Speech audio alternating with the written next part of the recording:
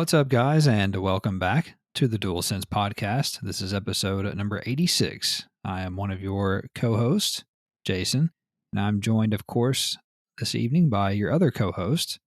Let's see what he's called tonight. Mr. Horizon Sucks.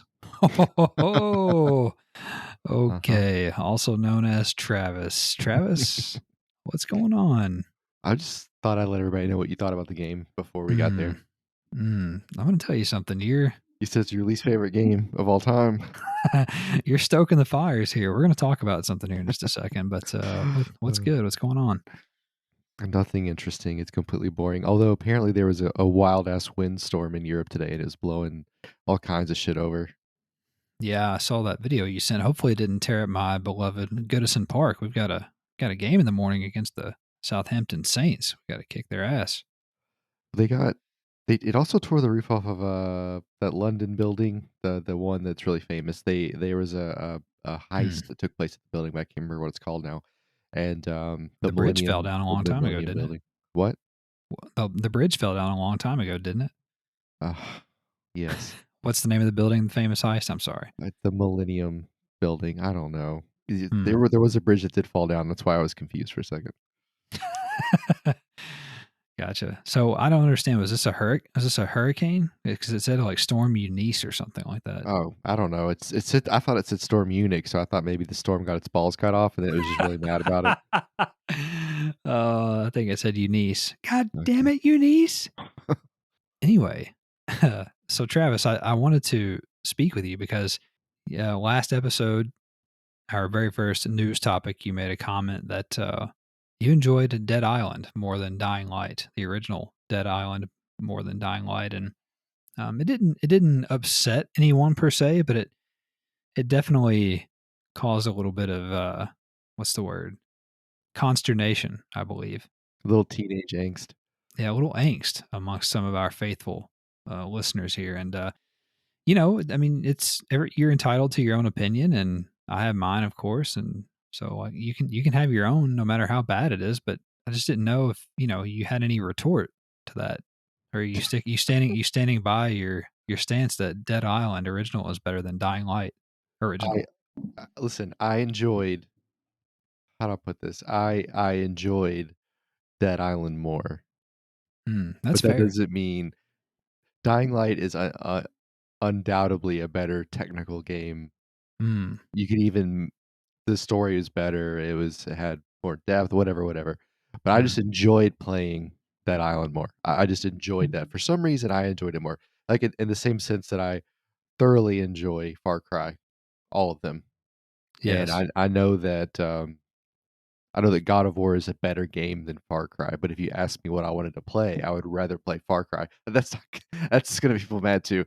But my point. My point is that I just enjoy playing it more, but I'm clearly aware that it is a better game. That Dying Light is a better game. Yes, God of War is a better game than Far Cry. I understand that. I agree with you. But if you asked me what I wanted to play one night, I would rather play Far Cry. It's like, to me, it's the same as like, would you rather like if you come over and you're like, man, would you rather watch Ace Ventura or would you rather watch The Godfather? Look, The Godfather is a better movie, but it just takes a lot out of me to fucking play or to watch that. You know what I mean? You know what I'm That's saying? fair. Yeah. Oh yeah. Like, that's fair. it's just I could turn my brain off. Yeah. And watch Ace Ventura. So yes, I enjoy Dead Nation more. Sorry, I did enjoy Dead Nation more than both of those. That's beside the point. Dead Island I enjoyed because I could basically turn my brain off and just goof off, and there was no cost to it or whatever. Like when I was playing Dying Light with you guys, like it was like, okay, we're doing it. I better not fuck this up. But I never felt like that with Dead Island. So look, I get it. You better be careful. You're going to get us canceled, not because you say anything controversial, but because you have all these hot takes. Fucking Dead Island better than Dying Light, and Far Cry better than God of War. I didn't say better than. I said I enjoyed it more. Jesus Christ. I know. I'm breaking balls. God, now you're saying Horizon sucks. Fucking A. Yeah, that's pretty funny, right? I'm gonna sell you. I'm gonna sell you to an Xbox podcast for a washing machine. Hey, listen, it did score less than you predicted, so it did. I was gonna ask you about that. Yeah. That includes the I think you actually retweeted it, but that includes the scores that we have consistently seen from, what's it called? The Microsoft cronies that always score all of our exclusives low. Yeah, it's pretty funny. There's an outlet, I think they're in Australia, called Stevivor, I think is how you say it, and they I saw someone posted like the last 5 notable like PlayStation games that they reviewed and then 5 notable Xbox games they reviewed, and it's like I mean, it's like they gave The Last of Us like a 7, they gave like Ghost of Tsushima like a 6 or something, and they gave Halo Infinite like a 9, which is, that's fine. That's not out of the realm of possibility. But then they gave like the medium like an 8.5 or something. So it's just like they didn't give the Xbox games a bad score, but they gave the PlayStation ones mediocre or bad scores. So, Right. you know, Yeah. and that all Yeah. factors in. That all factors in. So Mhm. Yeah, and I guess, like, just to be fair, the last thing I'll say about my, controversial opinion of weird games that I like, and it's fine to say, "Hey, you have a shitty taste in games you like to play." Listen, I don't necessarily disagree with you.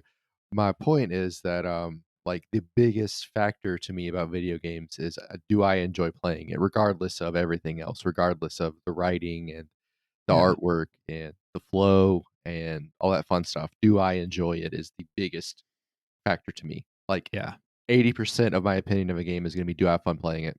And sure, 'cause like I said, I love Valiant Hearts, and it's not graphically anything special. It's a puzzler. It's not anything complex. It's really simple, but I enjoyed playing it for a lot of different reasons. So yeah, that is where I'm coming from. And then people who just there are people who love graphical fidelity more than anything. yeah. Obviously, my games will score lower with them. That's just how it is. And I'm okay with that. Yeah, well, I'm just breaking balls, of course, but anyway, there was quite a little back and forth there that I enjoyed this week about that. People really latched on to that, so that was fun. Which is Anyway, funny. yeah, It was like a throwaway thing in my head. I didn't think it really mattered. you struck a chord. You struck a chord. So anyway, Travis, we are a weekly podcast where you and I get together and we discuss all things PlayStation, like news, rumors, new games, and much more. We toss in a little bit of nonsense and we post new episodes every Monday on all the usual podcast services like Apple, Spotify, Google Podcasts, and many more. We also post new episodes on YouTube, where we also share game streams and clips as well. I actually just shared one today, some more Insurgency gameplay that I'd been sitting on, and I'll probably share some Horizon Forbidden West at some point as well. So check that out if you're interested. I try to keep, you know, the clips between like 10 and 25 minutes typically seems to be kind of the sweet spot. And I'm certain that Travis will have some video footage to share of Gran Turismo in the weeks ahead as well. Also, if you want to talk with us, chat with us, tell us that we have some shitty, spicy takes, you can find us on social media on Twitter at the DualSense Pod, also on Instagram, the DualSense Podcast, and Facebook. And finally, we have what's it called? A blog. Sorry, I had a stroke. It's called the DualSensePodcast.wordpress.co. Post all the new episodes there as well. And you can also see our lovely chin diaper faces, or at least my chin diaper face. Yeah, big Louisville And fan. so, a little bit long on the intro there, but that's okay. But it's time now, Travis, to get into the news, of course, and definitely not as busy of a week as we had last week. So shouldn't take us too long here. But let's dive in. Number one, PlayStation's second party partner Haven Studios has already lost one of its co founders, Travis, according to GamesIndustry.biz, Mr. Sebastian Puel, who departs after only 10 months at the studio. Prior to Haven, Puel worked on Assassin's Creed at Ubisoft for 15 years before departing in June of 2019 to become the general manager of Google Stadia Games, which is now dead. In May of 2021, Puel was one of 6 Stadia employees who departed Google for Haven Studios, which Puel co founded with fellow Stadia and Ubisoft executive Jade Raymond. In Puel's absence, fellow Haven co founder Pierre Francois Sapinski will take over the role of Chief Operating Officer, with senior producer Paula Joyaux becoming executive producer on Haven's in development PS5 exclusive. Any thoughts here? Yeah, it kinda makes you wonder if Puel took the job just because he wanted to get out of Google. Mm, That's my first response, but clearly Interesting. Clearly, it wasn't a good fit. I mean, that's the bottom line. Whether that fit is culture or its vision of the game, Yeah. I think that remains to be seen, and maybe we'll never fully know the story, but I think the fact that you have a PS5 title in the works, you're a second party partner with PlayStation, you helped establish the company, right? Like, that makes me wonder kind of they must have been not been on the same page. Like, they must have really not been on the same page, so that's kinda disappointing in a sense. I kinda wonder what's going on there. Maybe the more we know about the game, the more it will make sense, is kinda what I Right. wonder. Sure. The weird thing is that he left Google and founded this studio with what seems to be, friends, or at least work friends, right? He left with Right. people he'd worked with before and for a long time to make the studio. So it's odd to me that he's leaving so soon after. The studio did release a statement that he was leaving, and it seemed very supportive Mhm. of him publicly. So that seems like there's not any bad blood there, Right. at least on the face of things. So Mhm. it might not be, anything. Maybe he just found a better opportunity or whatever. But at the same time, leaving only 10 months after you do this does make you wonder if perhaps he doesn't like the general direction of the project. Maybe Mhm. it turned into something that he didn't want, Mhm. whatever the case may be. So I do agree with you there on that, that that's certainly a possibility. I think we'll have a better understanding if he pops back up pretty quickly with like, Right. hey, whatever. You see the article of former Haven Studio co-founder, whatever, Sebastian is now the creative director at wherever the hell. Yeah. So if that happens pretty soon, then maybe he just left for a more stable, opportunity or whatever the Yeah, case that is. might be But true too. Yeah, like you yeah. said, if you didn't like the direction or maybe, just kind of on the back burner while you were talking, I was thinking like maybe the game just wasn't the quality isn't there too. I mean, we've seen that before. These new Mhm. studios jump out with a lot of talent, and for whatever reason, the quality just isn't there. So yeah, it could be 1,000 different things, but based off of the studio's comment, it kind of makes me wonder if it was just kind of maybe he needed a break. Yeah, and I think you make a good point too that maybe he was using this as a way to get out of Google but still have a job. Like people Mhm. typically don't like to leave jobs without having another job. So maybe he did this as a stepping stone, knowing that he didn't want to start over again because he did that with Google basically, and maybe he didn't want to do it, like I said, another time. So maybe this was just a temporary stepping stone thing, and he's found something else. So time will tell, but just odd that he's a co-founder and he's already leaving, not even a year later. So number two. Cyberpunk 2077 developer CD Projekt Red finally released the native PS5 version of the beleaguered RPG this week. The upgrade features dynamic 4K resolution, faster loading times, DualSense support, a ray tracing mode, and a 60 frames per second mode. This 1.5 version of the game also features an enormous amount of under the hood changes, which seem to have transformed the game to what undoubtedly should have been its launch version. Excuse me. Owners of the PS4 version of the game can upgrade to the PS5 version for free, and curious but doubtful players can also download a 5-hour trial for the game, which is available for free for the next 30 days. And your game progress will transfer over to the full game should you decide to purchase it. So, what do you think? We finally, 15 months after launch, get what most likely should have been what the game should have been at Mhm. launch. What do you think? Yeah, it's out of beta finally. Yeah. Yeah, I mean, the cool thing is, hey, they did a smart thing in offering this trial, this 5-hour trial. It's like, hey, I get that you're curious. Here's an easy way to try the game for free, right? Mm, You're absolutely right that it should have came out in this state. Again, I kind of wonder two things. I wonder is imagine they just kept delaying until they got it to the state, right? Would it have gotten here faster? mm, Because imagine if they just like, man, this sucks. We'll delay it. They aren't spending time trying to basically save face for a year. You know what I mean? Like they could have just bunkered down with the game like they were doing and gotten it out quicker. So right. that's one thing I wonder. The other thing I wonder too is like, we all kind of hope that their failure on launch was kind of a wake up call for the industry, and in a sense, it has, but it hasn't. It's kind of murky right now if it really has been, but Right. the response to it now releasing in the state it's in now seems to be relatively isn't the right word. It seems to be overwhelmingly positive. Yeah. People love the physics. It looks pretty. It's finally populated. The NPCs seem to be doing what they said it would do. Hmm. Everything seems to be there. So, and of course, there are people who just spent 17 hours looking for one thing that didn't work, so they could put it on social media and talk about how bad it still was. Mm. You know, of course, that's a thing. That's expected. But I don't know. Part of me is afraid that now that it works, it's just like we're not going to learn anything from this. Like they're just going to be like, we could completely fuck it up, but they'll still be there when we finally get it right in 2 years. Right. Right. That worries me a little bit.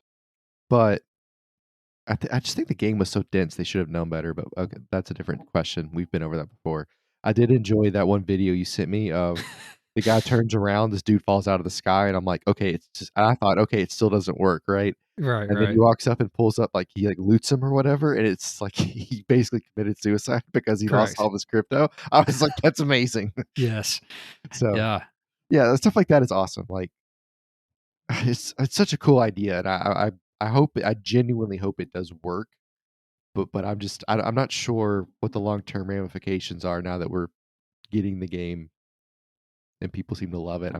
I'm afraid that it's gonna be people are gonna be like, "Okay, well, we can, you know, not polish it, it's okay." Yeah. Unfortunately, I think that's the world we live in now with video games. We talk about it almost every week on this show about how something launches and it's in an unfinished state or an unsavory state, and then they put out a state. Like, I mean, Battlefield 2042 is the most recent example, probably.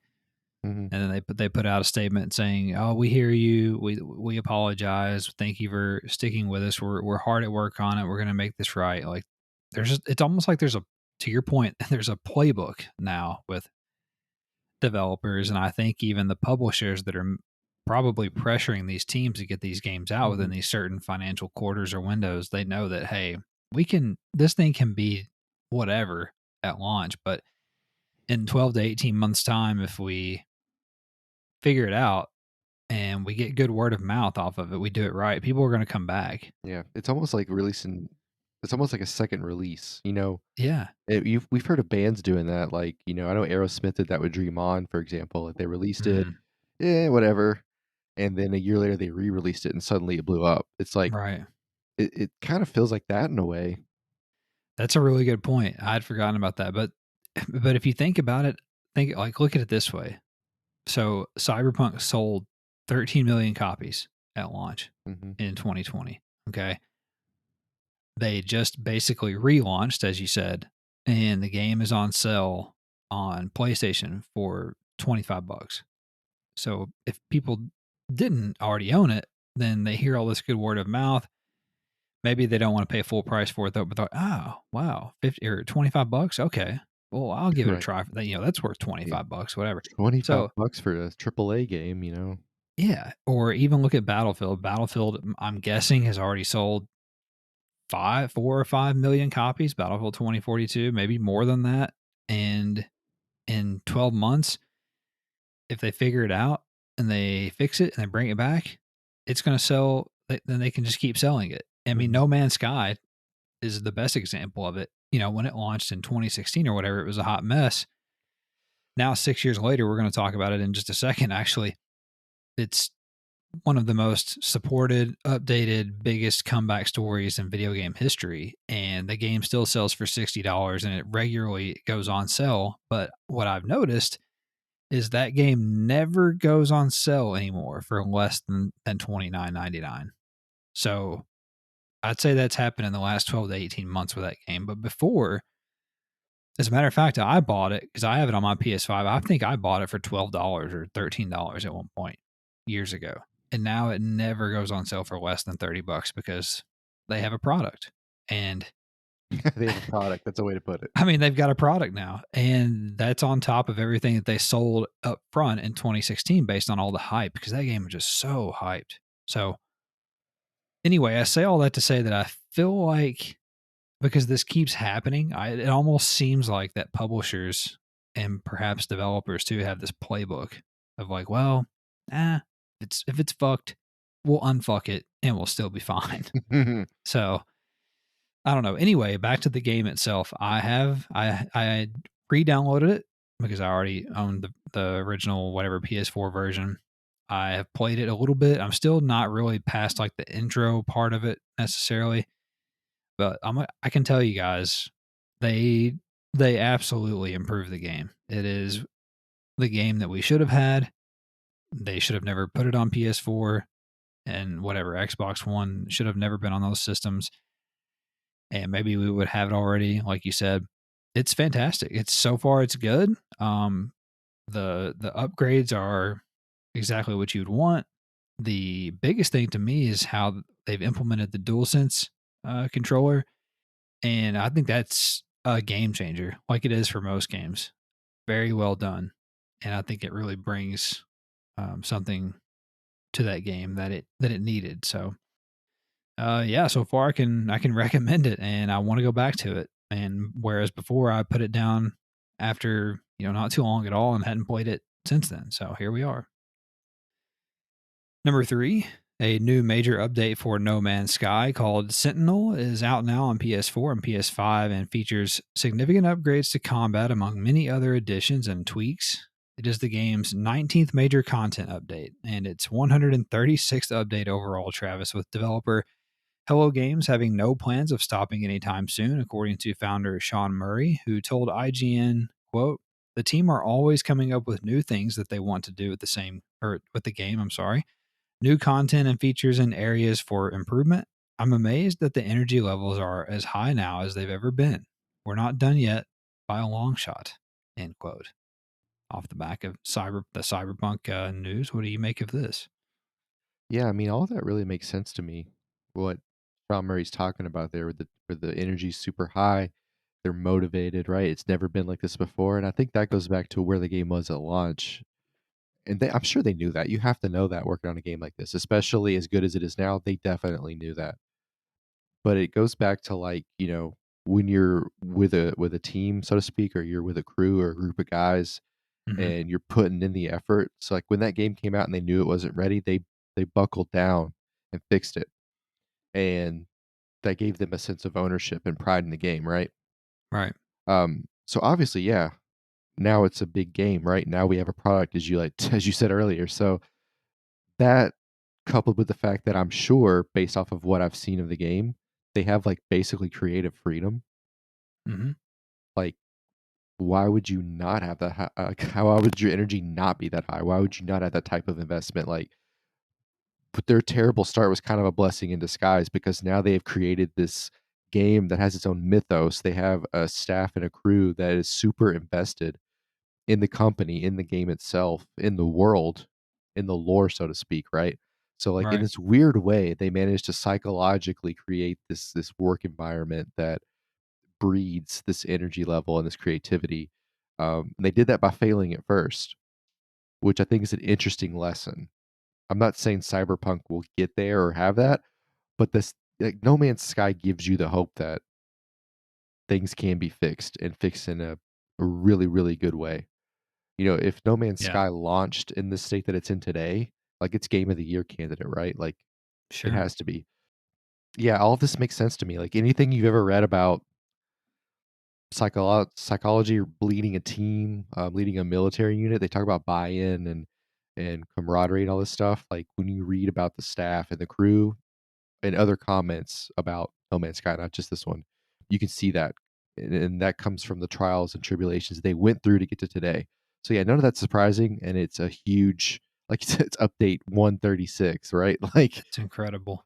Like you can see the road ahead, basically. Like you can see that this is going to be a living thing in this foreseeable future. So yeah, that's I think every developer would want some sort of energy level, some sort of buy-in like that. Number 19 on major content updates for the game when most, of course, it's been out for, 6 years, whatever the case is. But, most major games, we get 3 or 4 pieces of major content for like a year, and then we're done, like Assassin's Creed or The Division, whatever the case. This game is on number 19 on major content update. And that's in 136 patch overall. That's just incredible that they've stuck with it this long. And one of the odd things is that it's never, hardly ever on like the best sellers, the most downloaded games. very rarely. But they're obviously selling enough to keep going because he said they're not done, not even close.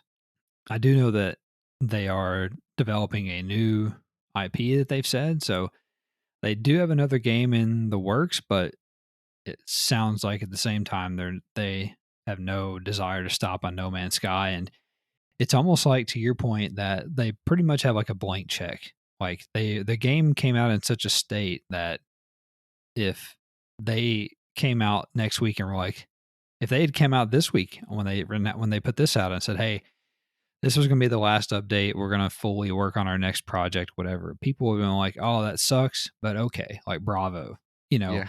But now and it's totally up to them. They can do that anytime they want, or they can just keep going, keep making the game bigger, better. And I think that they can just keep the game at $60 Mhm, and for years, and mhm, occasionally throw it on sale, like I said, for $30 and do fine. mhm. And in that way, it's sort of like a Nintendo first party game, because Nintendo is notorious for not putting their games on sale, no matter how old they are. Right. Like if you want to go buy Legend of Zelda right now, it's $60. So, and it came out in 2017, whatever. So it has that type of evergreenness to it. Right. No Man's Sky does. So it's just cool. I would love to hear, like, a documentary style, like, just give me an hour, a podcast or, like, even a legitimate documentary, like, the process from when this game released until now, like, Right? all the Yeah. behind the scenes stuff, because I think it's pretty incredible they were allowed to even keep working on it.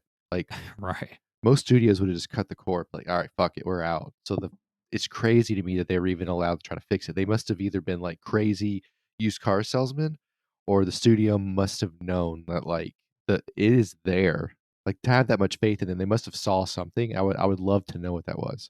Yeah.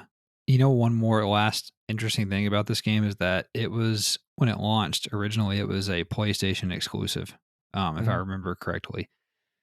And then it was such a disaster that I think, PlayStation, Sony just let it go. Now it's on, everything pretty much. But can you Mhm. imagine if PlayStation had locked that down as like a forever exclusive, or if that had happened now when we're in this arms race and PlayStation had locked down Hello Games because they're into this live service thing now. As we know, as we've been talking about, but Right. you have No Man's Skies on live service, and one of the really biggest, best supported, games of the last generation. So I don't know, just something to think about. But anyway, heck of a story for No Man's Sky continues. Number 4, Swedish conglomerate Embracer Group revealed their third quarter financials this week, and we learned a few astonishing facts. First, Metro Exodus has now sold 6 million copies worldwide since its launch in 2019. Embracer Group also revealed that their subsidiary Saber Interactive has 7 AAA games in development. That recently released space shooter Chorus did not meet financial expectations, and that co-op title Deep Rock Galactic was a huge hit on PlayStation Plus, having been downloaded over 9 million times. Embracer now has 216 game projects in development overall across all subsidiaries, and their headcount grew 66% to 9,524 employees in 2021. Incredible.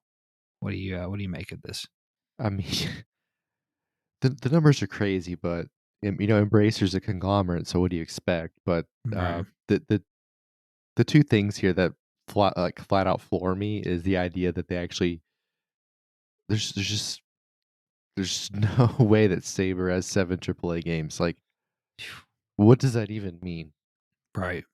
Like, that's like, what are you talking about? So, fine, fine. I'm sure they actually do, but, like, what do you mean by in development? They're making them right now, or they have, like, 6 of Yeah. them storyboarded? Because to me, that doesn't count as development. Like, Right. Right. that's kinda one of my pet peeves. They'll say, "Well, we have X, Y, and Z in development." It's like, you're just talking about it. That's not in development. Because if that's the case, SOCOM's been in development probably for 55 years, so I don't believe you. And the other thing is, of course, Deep Rock Galactic is a huge hit. Like, Hmm. it was on PlayStation Plus. It got a lot of downloads, and the game is good. So, like, I mean, I feel like the first time I played that game, I was like, "Oh yeah, this is gonna be really big. Like, it's just good. I don't need." Nothing's gonna surprise me about this, right?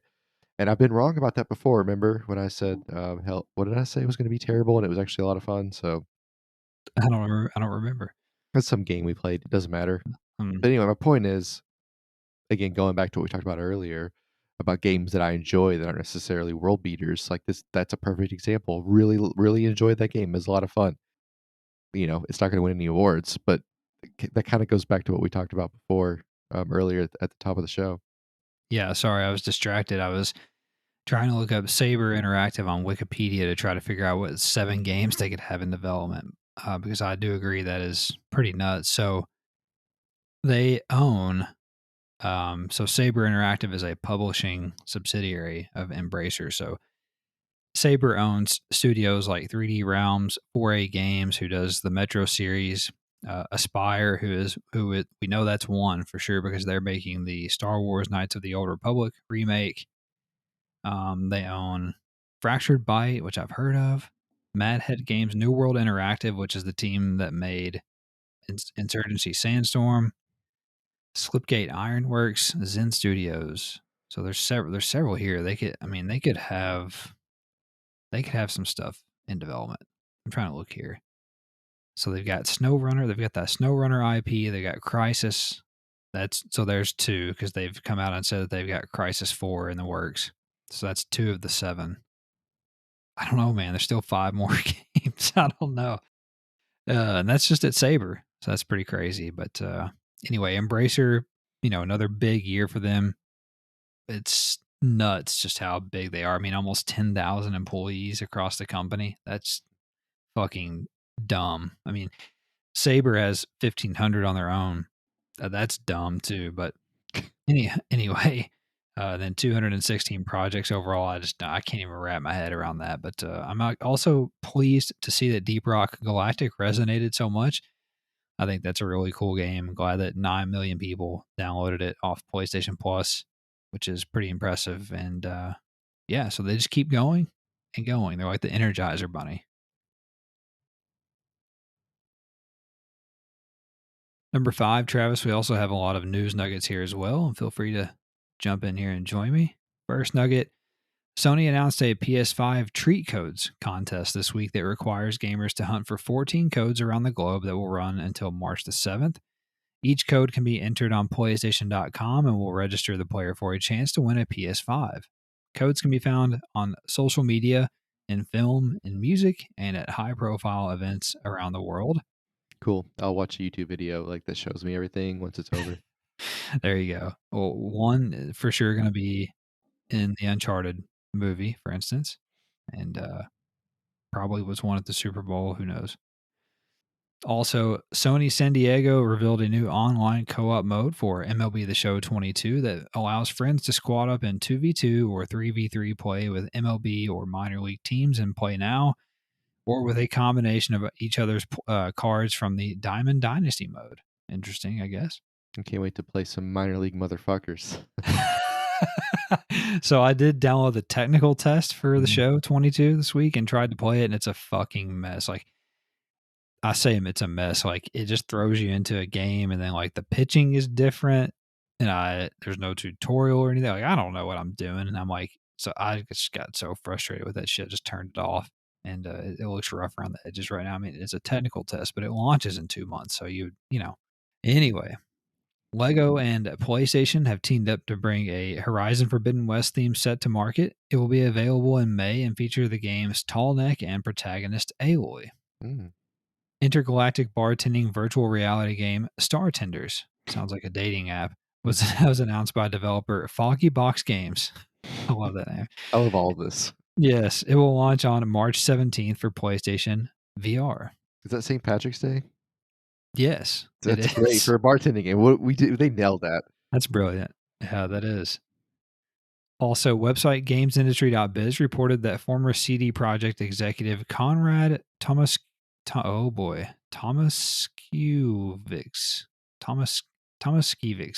Mhm. I don't know, unveiled a new development studio called Rebel Wolves. The studio is comprised of former Witcher series, Cyberpunk 2077, Thronebreaker, and Shadow Warrior 2 developers.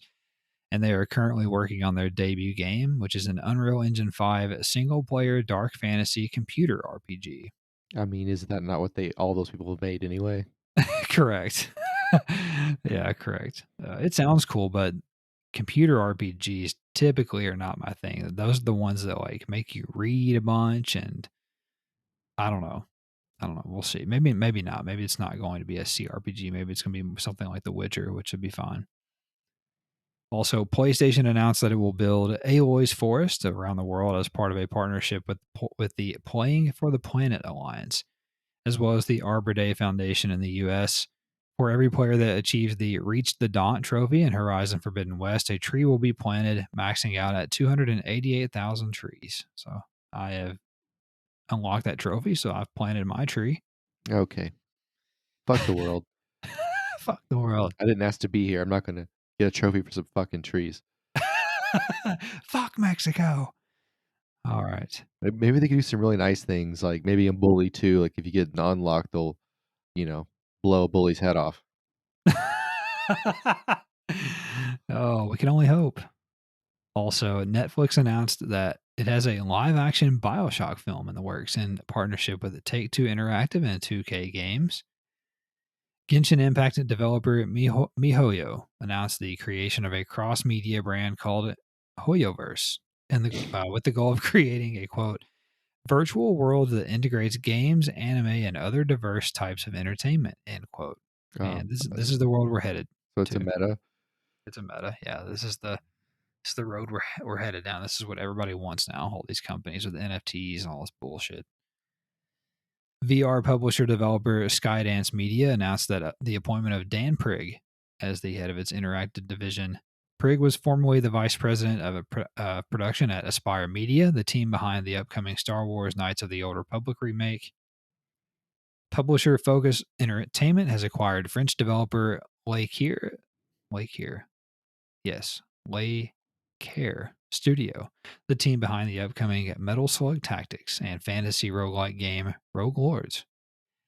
A group of former Electronic Arts developers have formed a new studio called Arctic 7, terrible name, headquartered in Austin, Texas, and says that they plan to launch a number of projects this year. Okay.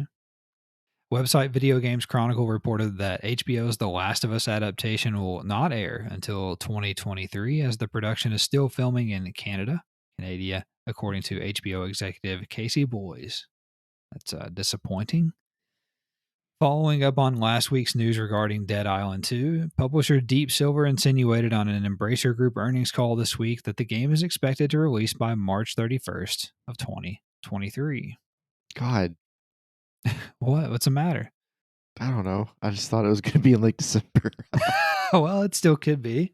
It's a I fucking think year away. I'm not gonna remember that. true, yeah. No, I think we're headed for like a January release, like we talked about. I think that's I don't know, that makes sense. Also, Sony revealed a new PlayStation Productions. What? What did I write?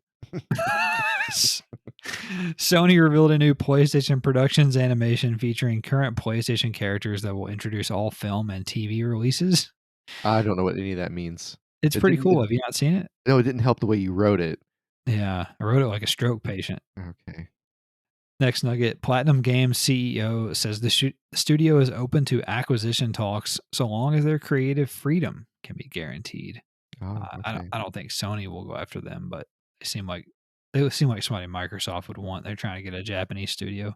They seem like nice guys. Yeah. Hey, yeah, just We take over our country, but let us keep our president. And what are you talking about? If somebody owns you, your boss is always gonna be in the way. Like that's how this works. I don't know, man. PlayStation just got Bungie and told them that they wouldn't even fucking talk to them. They can do whatever they want. I mean, yeah, but that's a little different. Yeah, Like I feel like that should keep your enemies closer thing. sure. Also, leaked Call of Duty Warzone assets reveal that Snoop Dogg is coming to the game as a premium skin.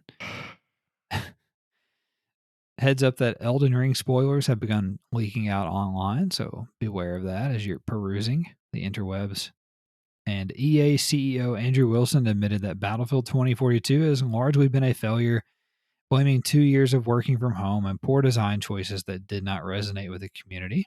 That checks out. Meanwhile, Electronic Arts Chief Operating Officer Laura Miele blamed the game's troubles on Halo Infinite's surprise launch in the same period as 2042. That does not check out. That is It's the dumbest thing I've ever heard. that's a fucking joke. Also, Warner Brothers Games announced plans for a multiversus tech test that will run from February 25th to March the 7th. Players can sign up now at the Multiversus website for a chance to join the test. And I am signed up, of course. I cannot tell you how interested I am in this game. It looks very cool. Hopefully, I'll get in and I can report back. VentureBeat's Jeff Grubb reported that BioWare's Dragon Age 4 is ahead of schedule and apparently in very good shape ahead of its 2023 release. Grubb also shared that a Dragon Age remastered collection is not in the works, as far as he knows. Sony seems to have delayed the sale of PlayStation 5 faceplates as the Midnight Black and Cosmic Red were supposed to be available at retailers at this point, but can only be purchased through PlayStation Direct at the moment. Those damn Canadian truck drivers. That's right, blocking that damn bridge. Also, during their latest financial earnings call, publisher Ubisoft confirmed that Avatar Frontiers of Pandora and Skull and Bones are releasing by April of next year, while also adding that Skull and Bones is now a quote-unquote multiplayer first title. Again, what does it even mean, multiplayer first title? I mean, I guess we saw that with Battlefield. That was only multiplayer, but right. As many start and stops as that thing has had, who knows? I can't imagine that comes out. That seems like just some shit to try to appease Taiwan? You mean Indonesia? Oh my gosh, yeah, Taiwan's about to not exist anymore. Right. True. No, Neither's Ukraine. Neither is Ukraine. Yeah, they sounding the sirens and shit there today. No, I agree. I think this sounds like some bullshit to just put in there to make Indonesia think that they're still working on it. I don't know. Next nugget, website Push Square reported that Fortnite now features gyro controls on both PS4 and PS5, utilizing the DualShock 4 and DualSense controllers. Gran Turismo 7 will ship on 2 Blu-ray discs on PS4, but thankfully just one for the PS5 version. Or classic Gran Turismo. Right. Or 0 if you just get the digital version. Yeah, you get 2 discs digitally. Right. Uncharted movie director Ruben Fleshlight, wants to make a sequel to the film and include the epic car chase and dragging Nathan's set piece from Uncharted 4. Sounds dope. It does. Sounds fun. By the way, are we still going to see that this weekend? I guess. What day? I don't know. I can probably do tomorrow evening, or I can do Sunday afternoon. Okay. Just let me know. It'll be a date. Also, Sega, and Paramount have begun work on a third Sonic the Hedgehog movie, as well as a spin-off series for their streaming service, Paramount Plus. Is this really necessary? No. Oh my God.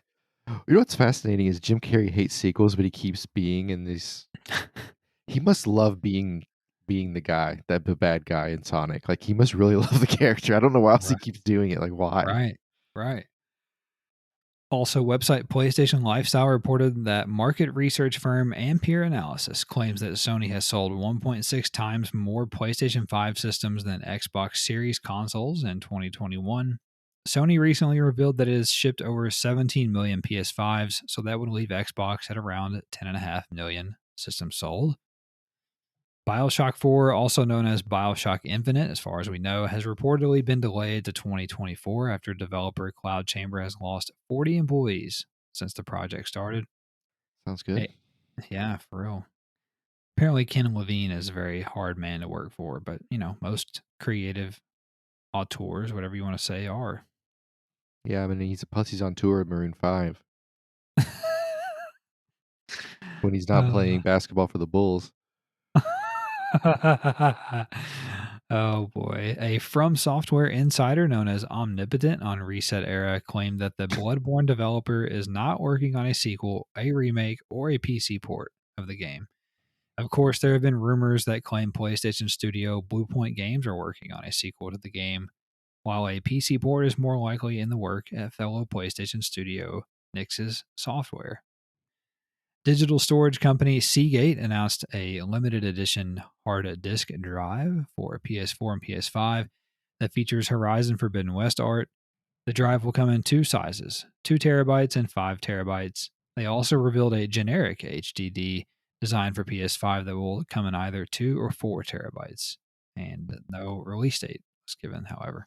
If you want to mail me your HDD, I'll draw some shit on it and I'll charge you half the price. There you go. Problem solved. You can resin it for them. Yeah, there we go. A Twitter post from researcher and architect Wendy W. Falk claims that who is this fucking person? Claims that they participated in the development of a Mad Max 2 at Avalanche Studios. No, you did not. After they were invited to be scanned into the game as NPCs. First of all, I hope this is true because I love the first one. And secondarily, who is Wendy W. Falk? Who the fuck is Wendy W. Falk? Who knows? I mean, do they really scan people randomly to be NPCs? Is that a thing? I didn't know about that. I think so. No, I think that's legit. It's kind of interesting. I feel like that's legit. I feel like depending on the team that sometimes they'll just scan people that work on the game. Like they'd scan me and you and just call you Ted, and you're just some asshole on the street and that jumps off a building in Cyberpunk. Yeah, that's a good point. I would do that because it would be hilarious to make a video game and just have you like get hit by a car. Like that's just kind of funny. Also, the System Shock remake is playable start to finish, according to developer Night Dive Studios, although we are still without a release date for the game. I fucking hope so. Why would you remake it? You can only play half of it. Like, that's what you mean. They just mean that like they're close to done with it. Okay. Yeah. Twitter use and leaker account NGT has claimed that a next-gen remake of unique horror game Until Dawn is in development at Supermassive Games. Kind of neat, I guess. Website PlayStation Universe reported that the following games have received update patches this week: Black Desert Online, Cyberpunk 2077, Dying Light 2, Fortnite, Elden Ring, Horizon Forbidden West, No Man's Sky, Chivalry 2, Sifu, Dauntless, Call of Duty Vanguard, and Dreams. The United States ESRB has rated Wonder Boy Collection for PS4, meaning an announcement and release are on the way. Dead by Daylight's Sadako Rising update will launch on March the 8th and include characters from The Ring. I hate that. Scary bitch from The Ring. Yeah. I hate all of that. Yeah. See, that's why I like Dead Island. There you go. See that fucking Ring bitch. Fuck that Ring bitch. Also, THQ Nordic announced that Spellforce 3 Reforced has been delayed from March 8th to June 7th. What is that? Do you play as like one of those Indian guys who can spell words really well? Oh no, I think this is like a wizard, like RPG. Oh, like that kind of a spell. Yeah, like a top-down RPG, something like that, I think. Also, PlayStation Game Size revealed that Lego Star Wars The Skywalker Saga will take up just over 38 gigabytes on PS5 when it launches on April the 5th. Arcade platformer Gunborg Dark Matters will come to PS4 and PS5 on March the 4th. The PS5 version will feature support for 120 frames per second and the DualSense controller. Website Gematsu reported that over-the-top crime caper virtual reality game Sam & Max, this time it's virtual, will come to PSVR on February 23rd, so probably by the time you're listening to this, potentially. You said Salmon Max. Correct. Like Salmon Max. I said salmon? No, you said salmon, but really country people say salmon instead of salmon. So in my head, you were just some guy living in the sticks. You're like, man, it's Salmon Max. Salmon Max. Okay. Fair enough. I'm the Matthew McConaughey of PlayStation Podcast. All right. Classic racing game Moto Rotor MC is coming to PS4 and PS5 on February 25th. The game first released, Travis, back on Super CD-ROM in December of 1992 in Japan. Rhythm game A Musical Story will launch on PS4 and PS5 on March the 2nd. Bullet Hell first-person shooter Scathe launches on PS4 and PS5 sometime later this year, and it features full crossplay with drop-in and drop-out online multiplayer for up to 4 players. It kind of looks neat, won't lie. Developer Bitmap Bureau announced side-scrolling beat-em-up game Final Vendetta, which is a cool name, and it will launch on PS4 and PS5 sometime in May. 2D pixel art fighting game Blazing Strike was announced by publisher Axis Games, and it will launch sometime this fall on PS4 and PS5. Relaxploration, quote unquote, relaxploration game, adventure game, Submerged Hidden Depth will launch on PS4 and PS5 on March the 10th. PlayStation China Hero Cyberpunk action adventure game Anno Mutationum will launch on PS4 and PS5 on March 17th, also St. Patrick's Day, as we noted. Kadokawa Games, the company that is partially owned by Sony, will release a demo for mech action game Relayer on February 25th on the PlayStation Store. Ganryu 2 Hakuma Kojiro, a sequel to the 1999 side-scrolling action platformer, will launch on PS4 on April 22nd. And finally, Travis Gamatsu reported that French publisher Nacon announced another acquisition. This time they've acquired developer Daedalic Entertainment for 53 million euros. So $7. So $7 US. Daedalic is currently working on the upcoming The Lord of the Rings Gollum. Daedalic has also produced games like Shadow Tactics, Blades of the Shogun, and The Suicide of Rachel Foster. Rachel Foster, Australian for suicide. And and that is all for the news this week. And I'll now turn it over to Travis for this week's new games. All right. On St. Valentine's Day, we had Can You Escape, which is about getting out of a marriage. We also had Heart of the Woods, Valentine Candy Break 2. On the 15th, we had Cyberpunk 2077 Part 2, Dynasty Warriors 9 Empires. Yeah. Yeah, just got fucking buried by Cyberpunk, by the way. You're right. On the 17th, we had Beat Souls, Fluffy Cubed, King of Fighters 15, Light Up the Room, Voice of Cards, The Forsaken Maiden. And on the 18th, we had Horizon Forbidden West. Obviously, that and Cyberpunk are your big games this week. That's right. In the PlayStation world, and that's about it. That is correct. All right, Travis, let's start to wrap things up here by discussing what we've been playing and what we're looking forward to. What do you got? What's on your mind? I played YouTube on PlayStation the other day, so that was pretty cool. Really? Forgot I had it on there. I think all I played really this week was FIFA. We had a pretty wild work week where some issues happened where certain new product items that were launched were not mapped correctly. I spent most of my day running around dealing with that stuff for 3 days. So, and I don't really remember anything that I played because I was so tired. But I do remember I'm in the Premier League with Stevenage still. Oh, shit. Just started that. I think I played Brighton, who was not very good. But interestingly enough, on Reddit, Brighton pops up a lot. Like the CPU randomly gets good with Brighton, which is fascinating. Okay. There's always one team every year that randomly gets good. So I guess this year it's Brighton.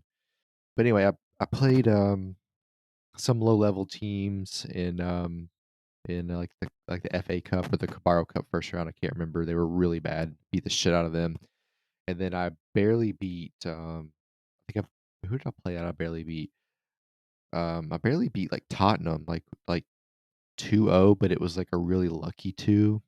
Yeah, I'm excited to keep playing that because I just found a couple of youth guys that I really like. So we'll see how it goes. Like I said, I have the other Stevenage that I started that is kind of a redo and actually have a better plan where I don't cheat with free agent. Yeah. So I might lean into that one because it's like once I made the Premier League, like it legitimately, I just lost interest immediately. It was like post nut clarity. Like I was just like, I'm done with this. Yeah, I might go back to the newer one and see how that goes. Yeah, I also played FIFA a little bit. I think I only played that over the weekend though, actually. I haven't played it during the week for sure. I know that, but so I couldn't even tell you what I was doing on FIFA, but I'm pretty sure I played it.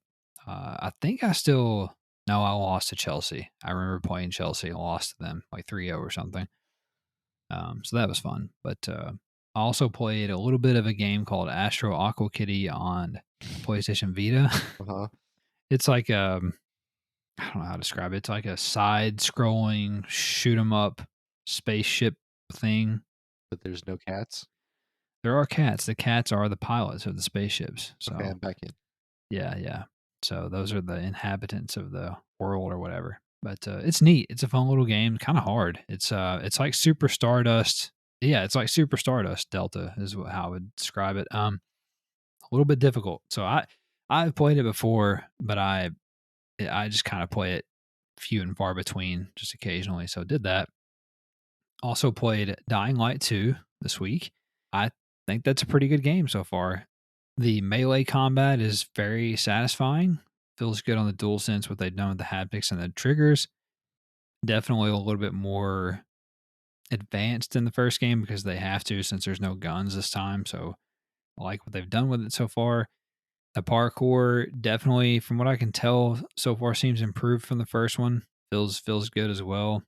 And I'm so far I'm into the story, I guess. I know that's kind of a complaint is the story and the ending, but so far I have no issues with it.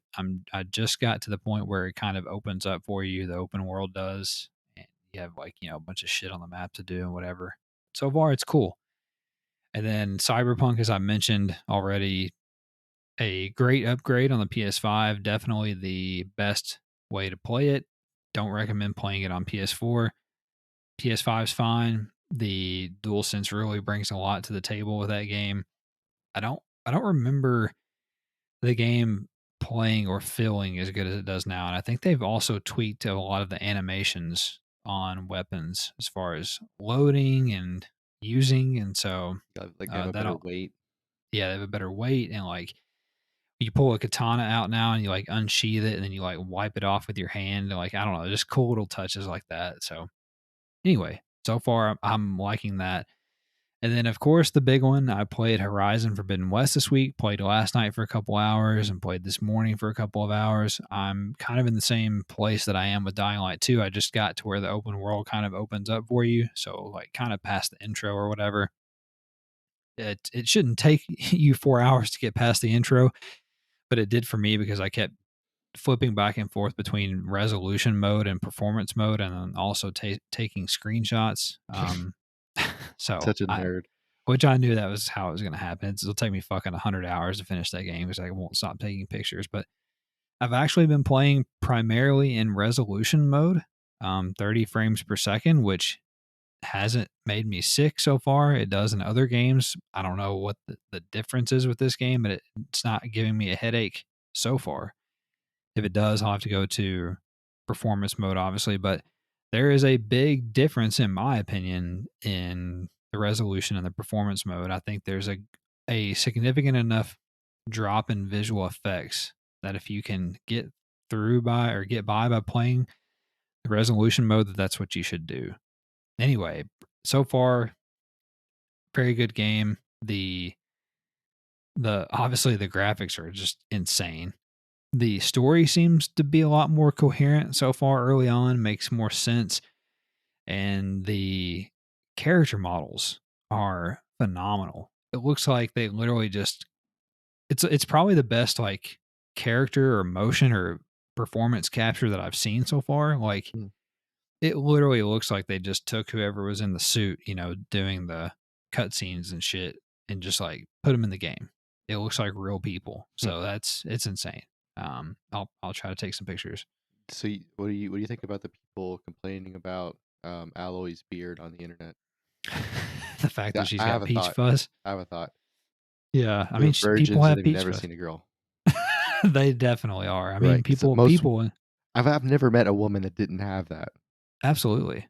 Yeah, I've never So seen a woman that didn't have peach fuzz. yeah, Sorry. I don't know what they're talking about. So yeah, Yeah, just stop being a virgin. Go outside and talk to a girl, and then you can finish the game later. there you go. You can Yeah, do but both. It's okay. you can take a few minutes and talk to your girl next door. Yeah, fantastic game so far.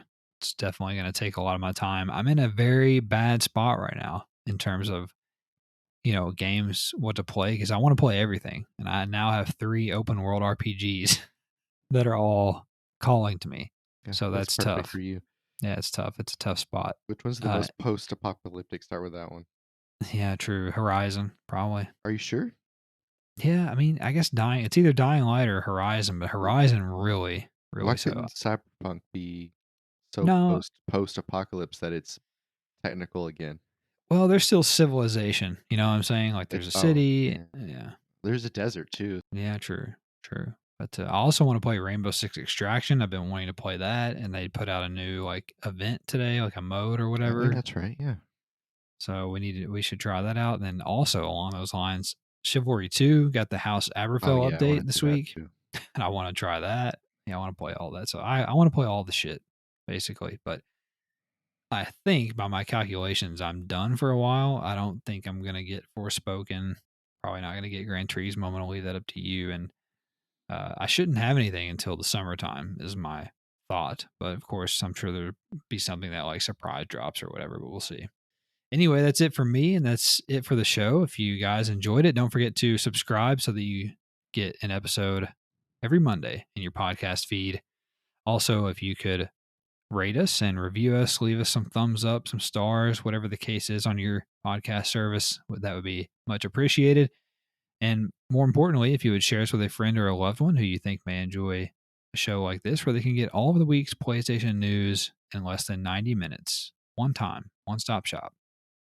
And finally, don't forget to hit us up on social media. If you want to talk with us, talk PlayStation, find us on the Twitter, the Instagram, the Facebook, and the WordPress.